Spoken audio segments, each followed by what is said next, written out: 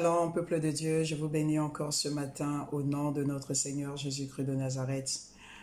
J'espère que vous allez bien par la grâce de Dieu. Moi, tout va bien. Dieu est au contrôle, comme j'ai l'habitude de dire. Vraiment, Dieu au contrôle. Bien-aimé, avant de débuter l'exhortation de ce matin, je t'invite à prendre une bonne position, peu importe là où tu te trouves et l'heure à laquelle que tu regardes la vidéo. Je t'invite à remercier Dieu. Je t'invite à dire sincèrement merci à Dieu parce que tu es en vie. Nous réclamons tellement des choses à Dieu. Nous voulons tellement des miracles. Mais bien aimé, le plus grand miracle, le fait que tu partes au lit et que tu te réveilles, ça c'est un miracle de la part de Dieu. Ce n'est pas naturel. Dieu renouvelle son souffle de vie en toi.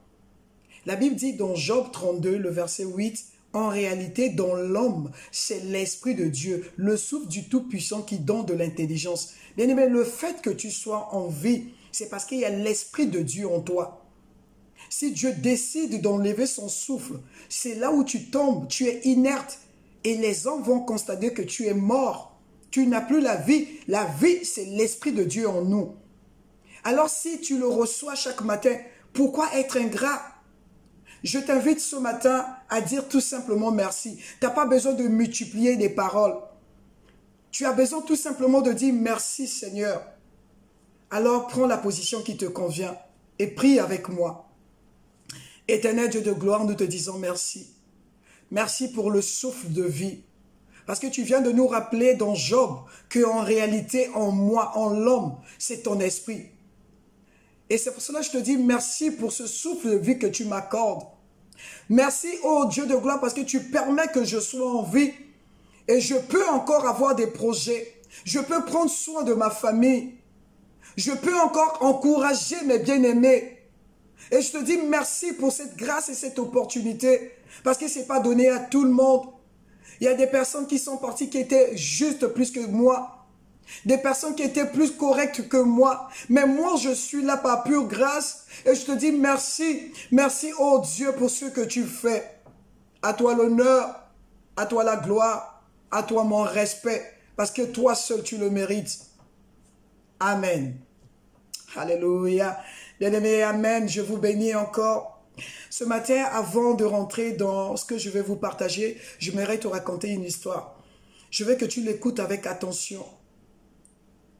Il y avait deux frères de même mère et de même père qui habitaient dans une ville. Ils étaient orphelins. Et les deux frères se ressemblaient physiquement. Ils se ressemblaient beaucoup. Le petit frère était du genre, entre guillemets, à vivre sa vie, comme on dit. Parce que pour nous, les humains, la plupart du temps, on dit, il vit sa vie. Ça veut dire que quelqu'un qui est libre de faire ce qu'il veut. Si des impulsions, des désirs de son cœur lui demandent de poser tel acte, mais voilà, il le fait. Il n'a pas besoin de réfléchir. Entre guillemets, ce n'est pas quelqu'un de rangé, ce n'est pas quelqu'un de réfléchi, c'est quelqu'un qui se retrouve toujours dans les boîtes de nuit. Quelqu'un qui se retrouve toujours dans les fêtes. Quelqu'un qui se retrouve avec plusieurs partenaires. C'était la vie de ce jeune garçon. Mais son grand frère, c'était quelqu'un de très rangé. Quelqu'un qui était toujours à la maison et qui priait beaucoup. À chaque fois, il demandait à Dieu de protéger son frère là où son frère se trouvait. Parce que son frère pouvait partir pour des semaines, pour des mois. Il aimait vivre, il aimait faire ce que son corps lui demandait de faire. Et son grand frère priait beaucoup pour son petit frère. Il demandait à Dieu de protéger son petit frère. Et un jour, le petit frère va se retrouver au mauvais endroit. Il y a un accident qui s'est passé, une tragédie. Il va tuer quelqu'un. Et ses vêtements étaient remplis de sang. Et c'est là où il s'est rappelé, j'ai mon grand frère à la maison, mon grand frère toujours. Il n'y avait personne. Les amis qui l'encourageaient à vivre dans le désordre n'étaient plus là pour lui. Les autres qui l'appelaient peut-être le costaud, leur chef, il était le chef de gang. Mais ses amis ils sont partis, ils l'ont abandonné. Et il se rappelle de son grand frère. Il va prendre la fuite, il va se retrouver à la maison. Il va frapper à la porte. Quand son grand frère ouvre, c'est son petit frère. Il fait rentrer vite son petit frère dans la maison. Il ferme la porte. Il dit à son frère, qu'est-ce qui s'est passé? Son frère dit, j'ai tué quelqu'un. Il dit, c'est pas grave, tu vas m'expliquer après. Enlève tes vêtements. Bien-aimé, le grand frère va prendre ses vêtements propres. Il va donner à son petit frère. Et en retour, son petit frère va lui donner les vêtements remplis, imbibés de sang. Et le grand frère va pousser son petit frère dans la chambre. Il va sortir sans écouter l'histoire de son petit frère. Il va se mettre devant la porte parce qu'il y avait déjà les gens qui étaient derrière la porte en train de frapper pour rechercher la personne qui a tué leur ami. Et le frère va sortir, le grand frère va sortir, on va l'attraper. Tu sais, quand les gens sont excités, ils n'ont plus le temps de bien vérifier est-ce que c'était la bonne personne. Mais comme ils ont vu les mêmes vêtements remplis de sang, ils se sont ligués contre, ils se sont jetés contre le grand frère et ils ont tué le grand frère. Bien-aimé, c'est l'histoire de notre grand frère. C'est l'histoire de notre grand frère qui s'appelle le Seigneur Jésus-Christ. Lui aussi, il fait la même chose. Il a fait la même chose et il continue de faire la même chose avec toi. Lui, il ne te condamne pas. Il est là. La Bible dit, il intercède pour nous. Bien-aimé, peut-être au moment où je suis en train de parler, tes vêtements spirituels, ton corps spirituel, ton esprit est rempli de péché. Tu es séparé de Dieu parce que tu ne crois pas en Dieu. Tu vis une vie de désordre. Et ta conscience ne te laisse pas tranquille. Tu essaies d'étouffer ta conscience. Quand tu as l'estera, tu fais comme tout le monde. Mais quand tu es seul, ta conscience revient à la charge et ta conscience t'accuse. Et toi, tu te dis, personne ne pourra m'aimer tel que je suis.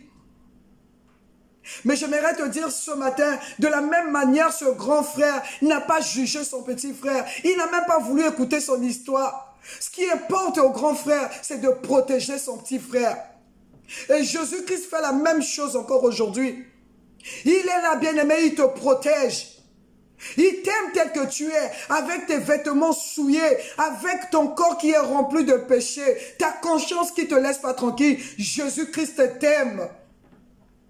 Il est mort à la croix pour que toi, tu sois libéré de ta vie de péché. Il est mort à la croix pour que tu sois réconcilié avec le Père. C'est pour ça que nous allons lire une histoire. C'est Jean-Baptiste qui le parle. Il a dit, voici l'agneau de Dieu qui ôte le péché. Bien-aimé, c'est pas moi, Solange, qui parle, qui va ôter ton péché, qui va enlever ton péché. Ce n'est ni ton père, ni ta mère, ni ton mari, ni ta femme. Même pas tes enfants qui vont te pardonner. Seule personne qui peut te pardonner de tes péchés, c'est Jésus-Christ de Nazareth. Jean le Baptiste a dit, voici l'agneau de Dieu. Bien aimé, nous allons le lire dans Jean 1. Robosé.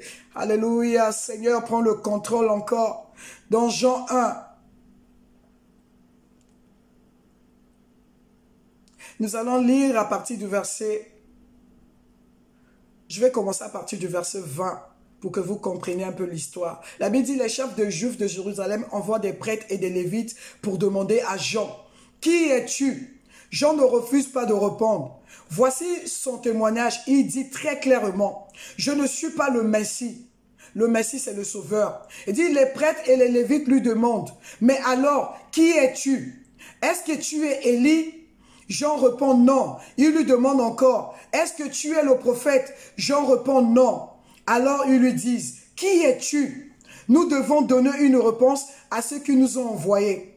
Qu'est-ce que tu dis de toi-même? Jean répond avec une parole du prophète Ésaïe. Je suis celui qui crie dans le désert. Préparez un chemin bien droit pour le Seigneur. Parmi les hommes envoyés vers Jean, il y a des pharisiens. Il lui pose une question. Tu n'es pas le Messie. Tu n'es pas Élie le prophète. Et tu n'es pas le prophète. Alors, pourquoi est-ce que tu baptises? Jean leur répond, moi, je baptise dans l'eau. Mais au milieu de vous, il y a quelqu'un que vous ne connaissez pas. Il vient après moi. Et je ne suis pas digne de lui enlever ses sandales. Tout cela se passe à Béthanie, de l'autre côté du Jourdain, là où Jean baptise. Le verset 29, la Bible dit ceci. Le jour suivant, Jean voit Jésus qui vient vers lui. Il dit, voici l'agneau de Dieu qui enlève le péché du monde. C'est de lui que j'ai parlé quand j'ai dit, l'homme qui vient après moi est plus important que moi. Parce que lui, il existait avant moi. Oh, bien-aimé, Jean le Baptiste a montré aux pharisiens, il a montré aux juifs qui étaient là, aux israélites qui étaient là, à ceux qui venaient pour que lui, il les baptise de l'eau. Il a dit, c'est pas moi le Messie. Oui, je parle, je crie dans le désert pour que vous vous repentez, vous changez de vie. Mais moi, je ne suis pas le Messie.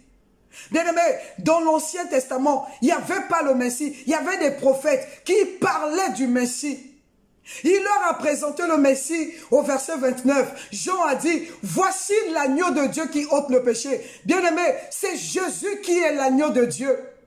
C'est Jésus le Messie. Ce matin, je suis venu te présenter le Messie. Je suis venu te présenter celui qui est capable de ôter ton péché. Il est ce grand frère qui a protégé son petit frère. Il est ce grand frère qui est venu, qui a pris la place de son petit frère. Oh bien-aimé, Jésus a payé le prix pour toi, afin que toi tu sois libre de ton péché.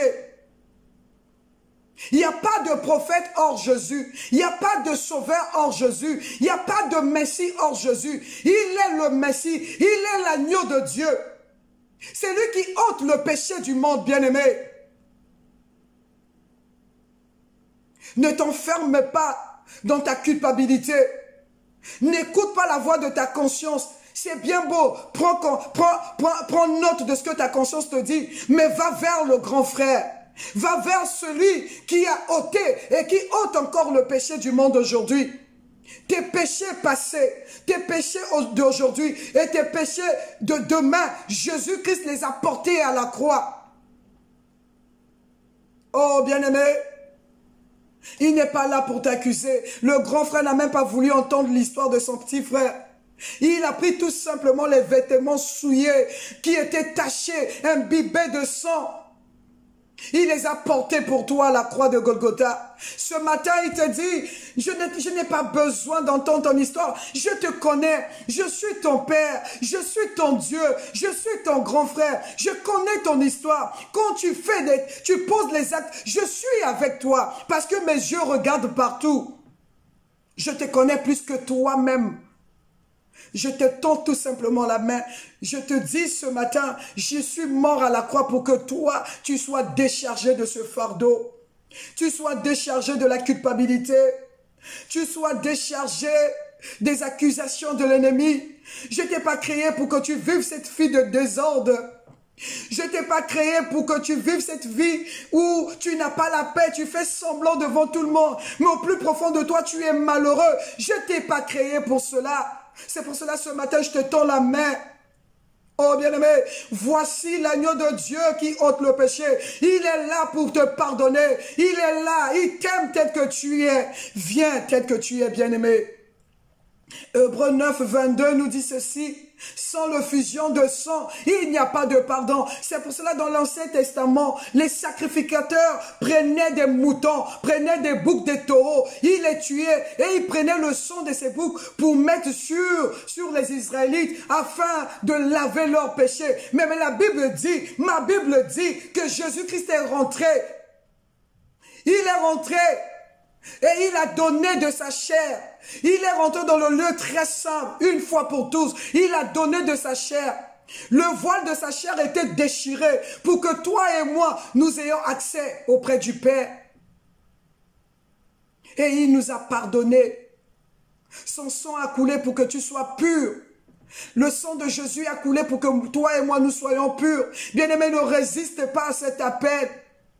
Il y a tellement de choses qui se passent. Si aujourd'hui tu tombes, si aujourd'hui tu meurs, où est-ce que tu vas passer ton éternité? Bien-aimé, l'enfer existe. Le ciel aussi existe. Dieu te tend la messe ce matin. Et dit, mon fils, je t'aime tel que tu es. Ma fille, je t'aime tel que tu es. Viens tout simplement tel que tu es, avec tes vêtements souillés, tes vêtements tachés de sang. Je vais les porter pour toi. Alors, bien-aimé, si tu comprends ce que Jésus a fait pour toi, ouvre ton cœur et donne ta vie à Jésus. Prie avec moi si tu es conscient qu'un jour, c'est maintenant que tu vas régler avec Dieu. N'attends pas de mourir pour qu'on fasse des messes de requiem pour toi. C'est maintenant que tu dois te décider et donne ta vie à Jésus. Si tu le veux, répète avec moi. Seigneur Dieu de gloire, je te dis merci. Oui, je viens de comprendre que tu es ce grand frère qui m'aime tellement. Et tu es mort à la croix pour que moi je sois libre de mes péchés. Et ce matin, je t'ouvre les portes de mon cœur. Je prends la décision de te suivre. Et je te reconnais comme mon Seigneur et mon Sauveur, mon Messie. Et je t'accepte dans mon cœur. À partir de maintenant, viens habiter dans ma vie. Sois le maître de ma vie. Et que ton esprit me conduise vers toi. Je te le demande, s'il te plaît, au nom de Jésus. Amen. Bien-aimé, si tu l'as fait, il y a de la joie au ciel. Parce que tu étais mort, combien même tu étais vivant. Spirituellement, tu étais mort. Mais aujourd'hui, c'est ta nouvelle naissance. Tu deviens enfant de Dieu. Que Dieu te bénisse et que le Saint-Esprit t'aide à grandir dans ta foi. Alléluia. Merci Seigneur pour ces moments que nous avons passés avec mes bien-aimés. Je les bénis. Bien-aimés, je vous bénis. Je vous aime beaucoup, mais le Seigneur Jésus vous aime encore plus. Que Dieu vous garde. Amen, amen et amen.